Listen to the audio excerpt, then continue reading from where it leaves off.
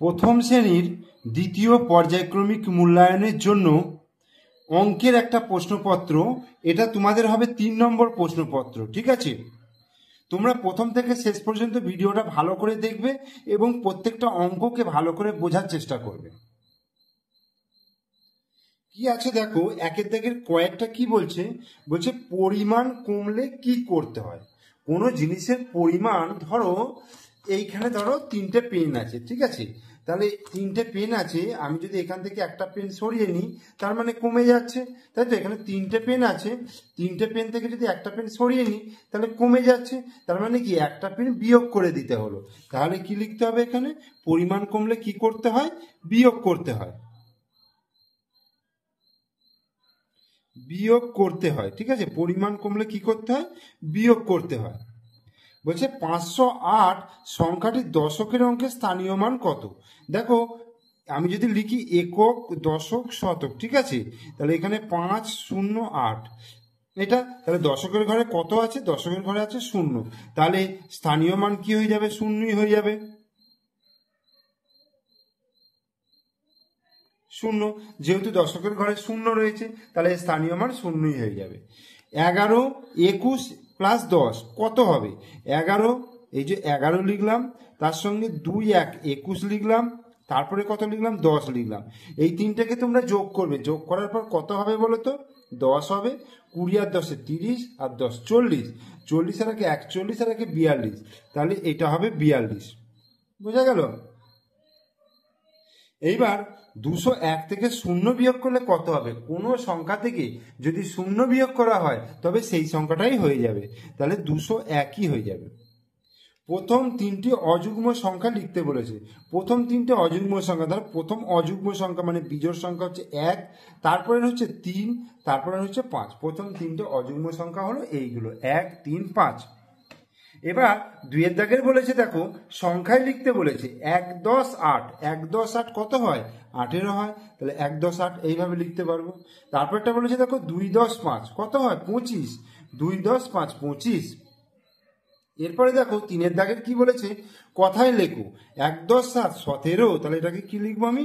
17, ঠিক আছে? তারপরে কয়েকটা কি লিখবো? 37, 37, 37, 37। তারপরে এটা হচ্ছে 55, প ইয়চয় আকা দন্ত নয় 55। তারপরে 7, 10, 2 72, বয়াকা হয়াকা তয়ে তয়ে 72। ওকে। 4 দাগের কি বলেছে? ইংরেজিতে বানান করে লিখতে বলেছে, ইংরেজিতে বানান করে লিখতে বলেছে। এটা কি আছে? 78 মানে 78, তাহলে ACVEN 70, 70YT 78, EIGHT 78। তারপরে কি আছে? 48, FORTY 40, EIGHT 48। এটা কি হবে? 92, NINETY 92, TWO2, ঠিক আছে?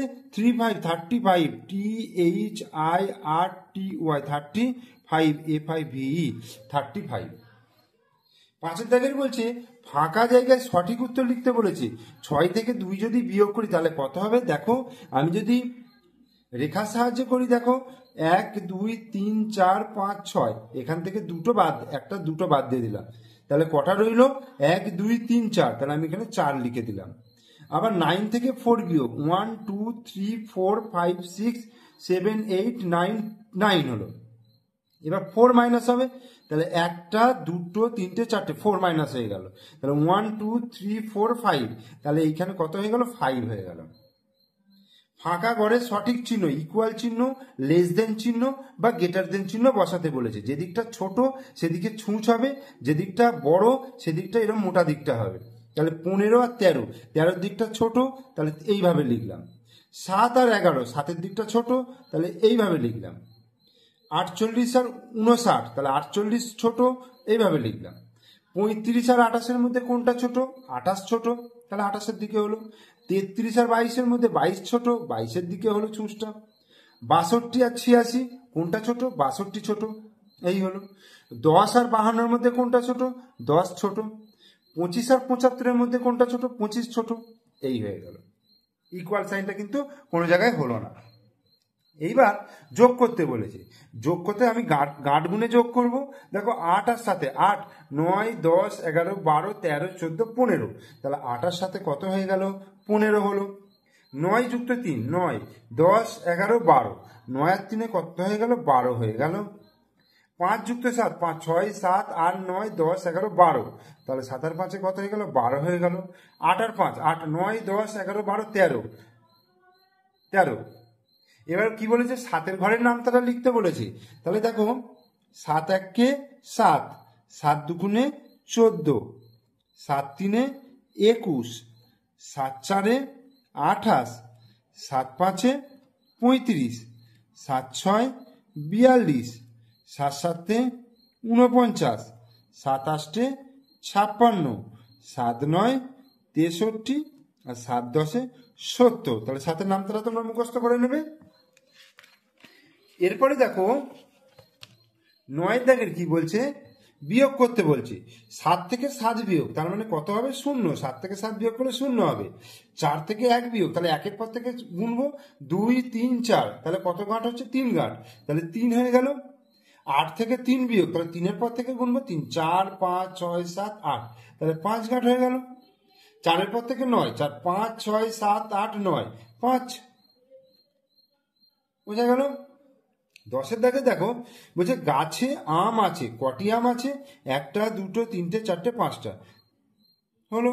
আকাশে ঘুড়ি আছে কটি? 1টা 2টো 3টে 4টে 5টা 6টা, তাহলে আকাশে ঘুড়ি আছে 6টি। 11-এর দাগে দেখো কয়েকটা বলছে দোকানির কাছে 8টি মাছ আছে, লোকটির কাছে 2টি মাছ আছে, তাহলে মোট মাছ কতগুলো হলো? তাহলে 8টা আর 2টো, 8 আর 2 কত হয়ে গেল? 10টা মাছ। তীরে ছেলে মেয়ে আছে 6 জন, নৌকায় ছেলে মেয়ে আছে 4 জন, তাহলে মোট ছেলে মেয়ে কত হলো? 6 জন আর 4 জন যোগ হবে 6 7 8 9 10, 10 জন ছেলে মেয়ে হলো। এবার 12 দাগে কি বলেছে? নামটা লিখতে বলেছে। 12 1-কে 12, 12 2-গুণে 24, 12 3-এ কত হয়ে যাবে? 36, 4 12 48, 5 12 60, 6 12 72, 7 12 84, 8 12 96, 9 12 108, 12 10-কে 120। ঠিক আছে, তাহলে আমাদের অঙ্কের প্রশ্নপত্র 3 নম্বর যে প্রশ্নপত্রটা সেটা আমি কমপ্লিট করে দিলাম। তোমরা অবশ্যই প্রথম থেকে শেষ পর্যন্ত ভিডিওটা ভালো করে দেখবে। ভিডিও ভালো লাগলে লাইক করবে, কমেন্টস করবে, শেয়ার করবে। আর আমার চ্যানেলে নতুন দর্শক হলে অবশ্যই চ্যানেলটিকে সাবস্ক্রাইব করে দিও এবং পাশে থাকা বেল আইকন প্রেস করে দিও। ওকে।